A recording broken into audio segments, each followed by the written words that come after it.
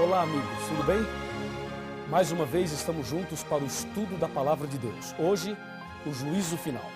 Você lembra que no estudo anterior, estudamos sobre o santuário e percebemos que Jesus morreu na cruz, ressuscitou ao terceiro dia e após 40 dias ele subiu aos céus. Assim que Jesus subiu aos céus, ele entrou no lugar santo do santuário celestial. Mas, de acordo com uma data profética, baseado em Daniel 8, verso 14, Jesus passou do santo para o santíssimo e agora, nesse momento, Jesus está no lugar santíssimo do santuário celestial, intercedendo por nós. Esta afirmação está em Hebreus 9, versículo 24. Ele comparece diante de Deus para interceder em nosso favor. Agora, o que ele está fazendo exatamente agora? Agora Jesus está fazendo o trabalho já de juízo, ou seja, o juízo final já começou. E ele é dividido em 3 fases. Sabe, algumas igrejas falam sobre o juízo, algumas músicas populares e até música sertaneja também falam sobre o juízo. E existe uma reza que fala também sobre o juízo. Você deve conhecer, eu vou rezar um pouquinho para você, tá legal? Creio em Deus Pai Todo-Poderoso, conhece? Criador dos céus e da terra, e em Jesus Cristo, seu único Filho, nosso Senhor, que foi concebido pelo poder do Espírito Santo, nasceu da Virgem Maria, padeceu sob Pôncio Pilatos, foi crucificado, morto e sepultado, desceu à mansão dos mortos, ressuscitou ao terceiro dia, subiu aos céus, está sentado à direita de Deus Pai Todo-Poderoso, donde há de vir julgar os vivos e os mortos. Eu vou parar por aí. A reza continua, mas eu paro por aqui. Você conhece essa reza, não conhece? Pois é, ela diz que Jesus está à direita do Pai, de onde virá para julgar os vivos e os mortos. Até aí está tudo bem. O problema é que a reza, as músicas e muitas igrejas não explicam como será o juízo. E é justamente esta explicação que teremos agora na Palavra de Deus, na Bíblia. Veja o que está escrito em 2 Coríntios, capítulo 5, versículo 10. O apóstolo Paulo, inspirado pelo Espírito Santo, diz assim: porque importa que todos nós compareçamos perante o tribunal de Cristo, para que cada um receba segundo o bem ou o mal que tiver feito por meio do corpo. O que eu gostaria de chamar a sua atenção e destacar nesse versículo é que todos nós compareceremos diante do tribunal de Cristo. Todos, ricos e pobres, reis, governadores, presidentes, ministros, todos. Pessoas brancas, pessoas negras, homens, mulheres, pessoas de todos os níveis da sociedade, de todos os tipos, de todas as posições, todos comparecerão naquele dia diante do tribunal de Cristo. Ou seja, no juízo final, nenhuma alma escapará. Todos nós passaremos em revista diante de Deus. E mais, nesse juízo final, não dá para praticar suborno, ou seja, se alguma pessoa extremamente rica, na hora do julgamento, vai perder a sua salvação e de repente ela resolve fazer ali uma barganha com Jesus e falar: Senhor, que tal um cheque aí especial para o Senhor quebrar o meu galho? Sabe, isso não existe. No juízo de Deus, a justiça e o amor e também a misericórdia triunfam. Tudo bem que na esfera humana, na esfera humana, como nós somos pecaminosos, cheios de defeitos, pode até acontecer algum tipo aí de suborno, mas a verdade é que no juízo de Deus, Deus é perfeito em tudo que faz. E se você deseja a salvação, é preciso se preparar a partir de agora. E deve saber que perante Deus não há nenhuma injustiça. Ou seja, ninguém será salvo injustamente e ninguém se perderá injustamente. A palavra de Deus diz que todos nós iremos comparecer perante o tribunal de Deus. E a pergunta é: o que é que Deus vai julgar? Exatamente o que será julgado por Deus? Me acompanhe nesse pensamento. O que é que Deus vai julgar nesse momento envolvendo todas as pessoas, todos os seres humanos? Abra sua Bíblia no livro de Eclesiastes, capítulo 12, verso 13 e 14. Repetindo para você, capítulo 12. Abra sua Bíblia aí, eu estou fazendo a mesma coisa aqui. Está bem aqui, Capítulo 12. Vamos ler somente o verso 14. O 14 diz, porque Deus há de trazer a juízo todas as obras. Percebeu? Todas as obras, até as que estão escondidas, quer sejam boas, quer sejam más. Vem aqui, chega mais perto. Aqui diz que Deus vai trazer a juízo todas as obras. Pode se aproximar mais, bem mais perto. Ó, Deus vai trazer a juízo todas as obras. E a palavra de Deus diz, até as que estão escondidas. Diz aí, quais são as obras que nós costumamos esconder? Escondemos as boas obras ou as más obras?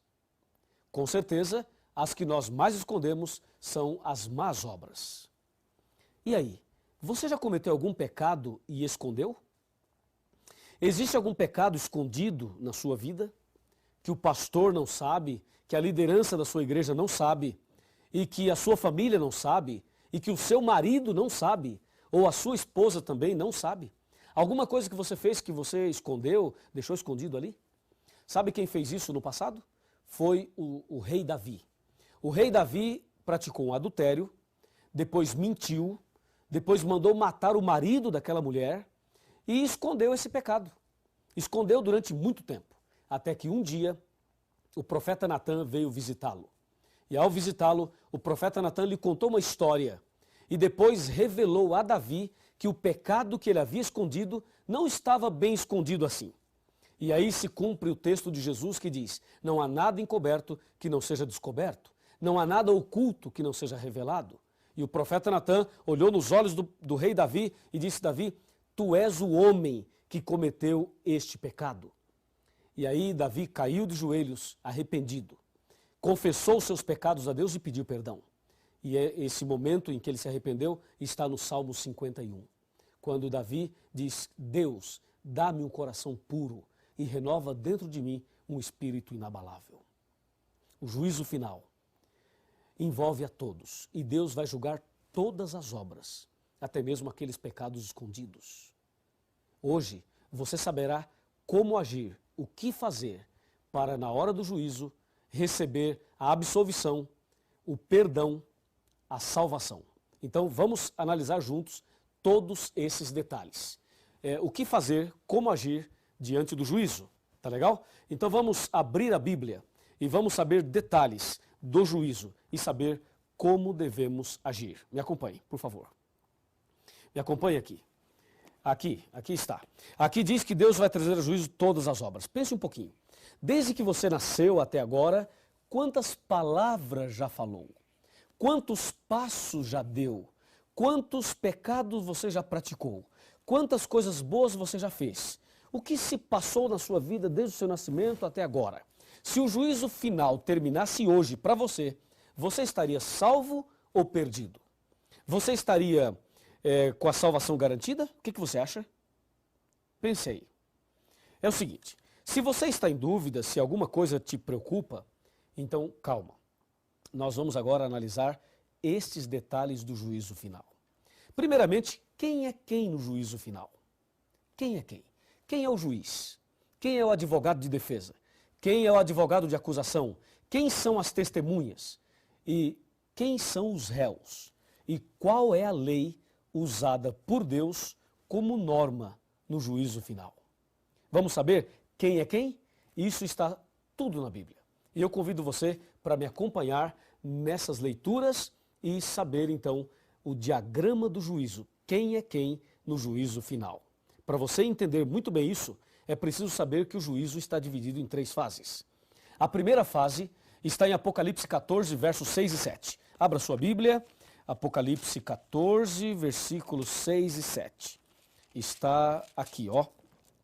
A primeira fase do juízo diz assim, vi outro anjo voando pelo meio do céu, tendo um evangelho eterno para pregar aos que se assentam sobre a terra, e a cada nação, tribo, língua e povo, dizendo, em grande voz, temei a Deus e dai-lhe glória, pois é chegada a hora do seu juízo, e adorai aquele que fez o céu e a terra, o mar e as fontes das águas. Percebeu? Nesse versículo, ou nesses 2 versículos, encontramos, chegou a hora do juízo.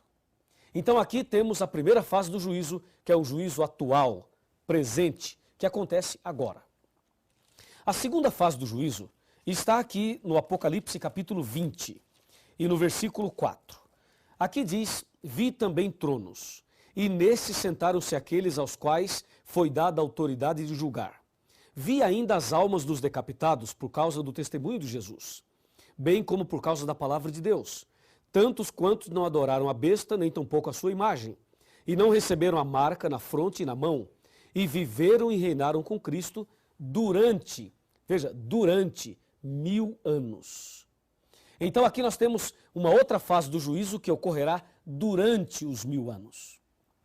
E a terceira e última fase do juízo aparece aqui em São Mateus, no capítulo 25. Mateus 25, versículo 31 até o 34 e depois o verso 41. Observe, Mateus 25, verso 31. Quando vier o Filho do Homem na sua majestade, e todos os anjos com ele, então se assentará no trono da sua glória. E todas as nações serão reunidas na sua presença.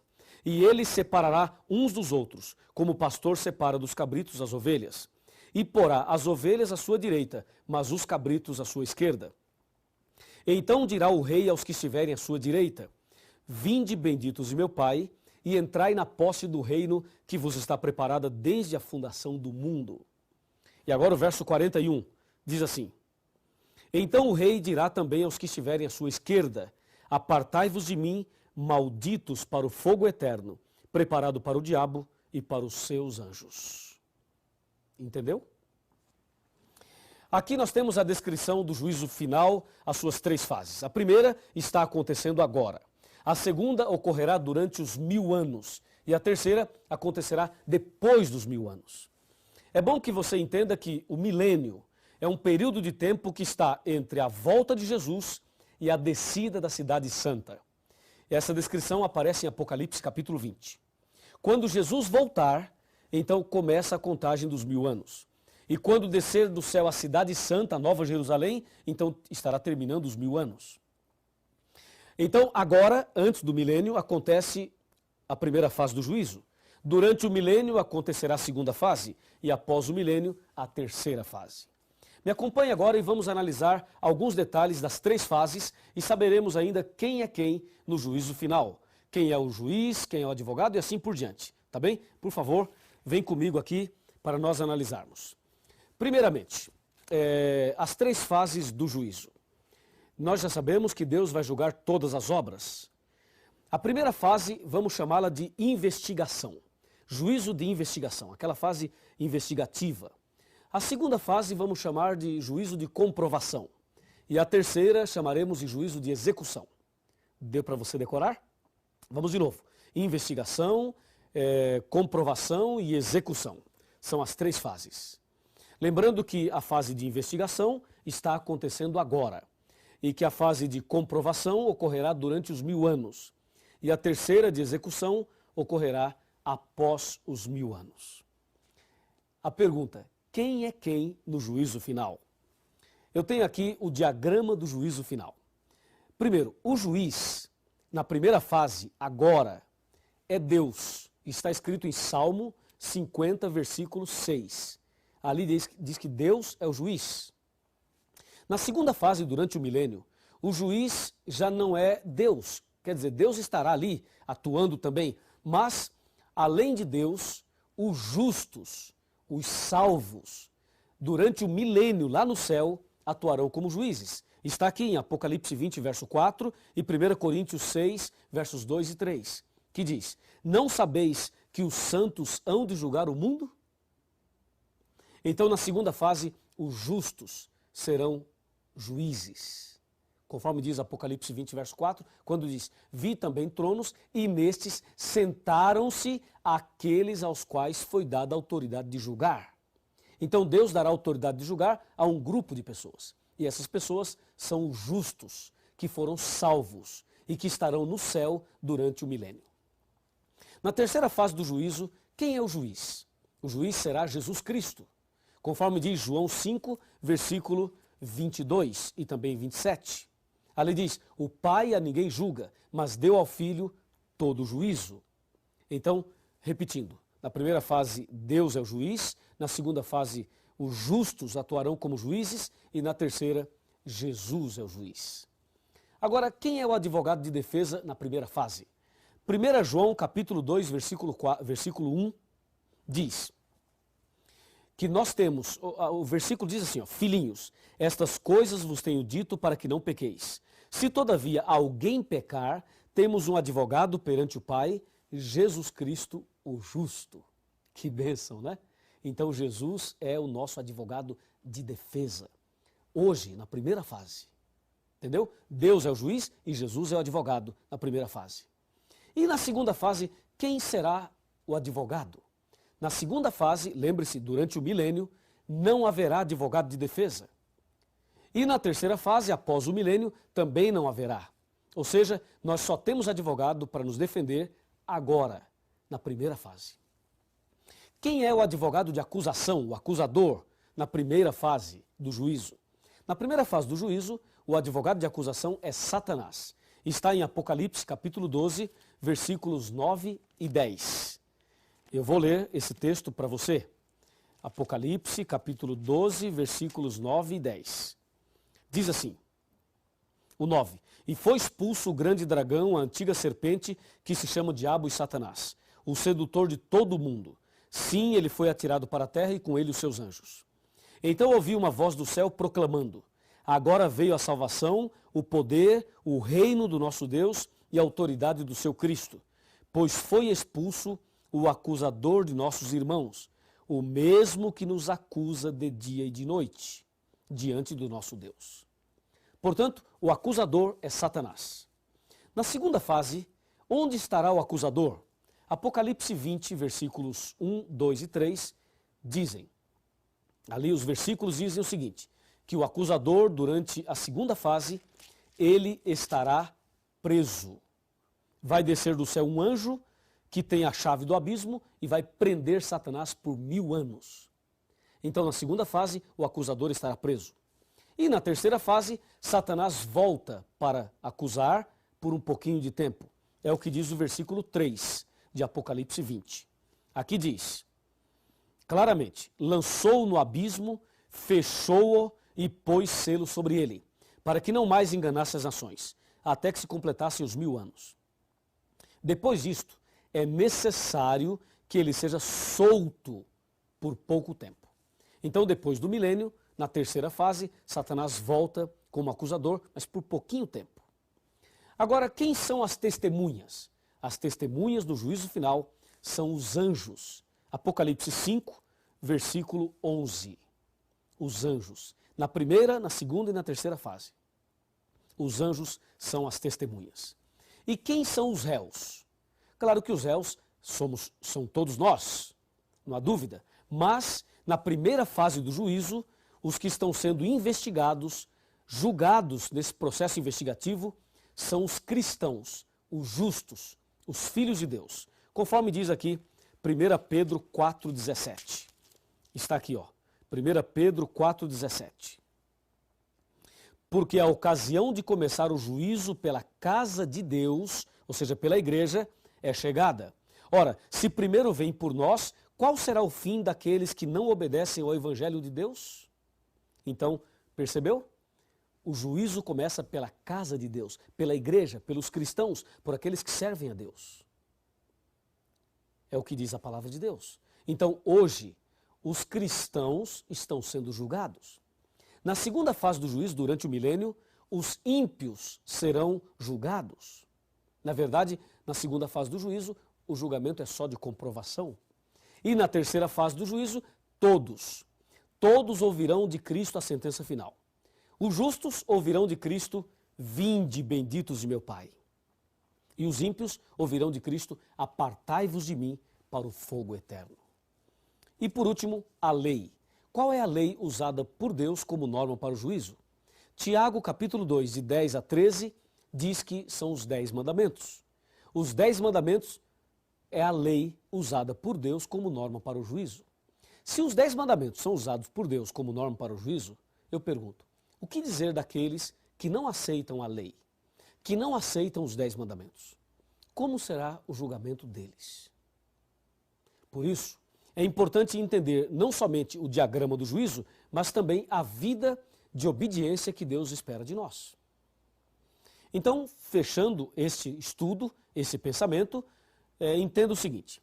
Na primeira fase do juízo, Deus é o juiz. Na segunda fase, os justos. E na terceira fase, Jesus. Na primeira fase, Jesus é o advogado. Na segunda e na terceira, não haverá advogado de defesa. O acusador. Na primeira fase, o diabo é o acusador. Na segunda fase, ele estará preso. E na terceira, ele volta como acusador. As testemunhas são os anjos nas três fases. Os réus. Hoje, os justos estão sendo julgados. Na segunda fase, os ímpios. E na terceira, todos. A lei usada como norma para o juízo são os 10 mandamentos nas três fases. Eu gostaria de fechar o estudo chamando a sua atenção para o seguinte ponto. Hoje, Cristo é o meu e o seu advogado, mas um dia ele será o nosso juiz. Então aproveite agora, já que Jesus está diante do Pai, intercedendo por mim e por você. Aproveite esta oportunidade para se ajoelhar e clamar a misericórdia de Deus, para confessar os seus pecados, para pedir perdão pelos pecados passados, pelos pecados presentes e também por aqueles que você escondeu em algum momento. Confesse a Deus. Se você não lembrar algum pecado, peça perdão por aqueles que você não lembra e a misericórdia de Deus estará sobre você. E tenha certeza absoluta, quando chegar o momento final da história, se você for fiel, confessar os seus pecados a Deus, pedir perdão a Deus e abandoná-los e andar em comunhão com Jesus, com certeza você será vencedor e vitorioso. Eu creio nisso e por isso eu convido você agora, já que tomou essa decisão, a orar comigo. Feche os seus olhos, vamos orar. Querido Pai Celestial, muito obrigado porque o Senhor Jesus é o nosso advogado, porque Jesus intercede por nós. Muito obrigado por sabermos também que o sangue de Jesus nos purifica de todo o pecado. Quando chegar o momento da decisão final da nossa vida, que nós possamos estar preparados. Eu entrego esta pessoa nas tuas mãos, em nome de Jesus. Amém. Quando penso em minhas faltas e fracassos, e quantas vezes, meu Deus, decepcionei,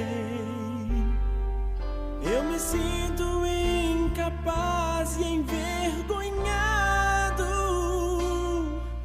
Não mereço ter jamais o seu perdão. Mas Jesus deixou o seu trono lá no céu, morreu na cruz e assim me libertou. Remido fui pelo sangue de Cristo, remido fui por seu imenso amor.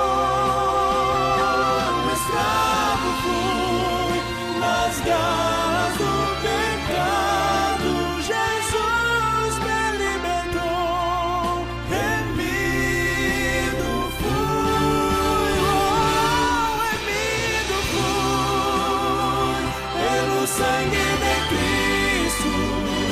Remido fui por seu imenso amor.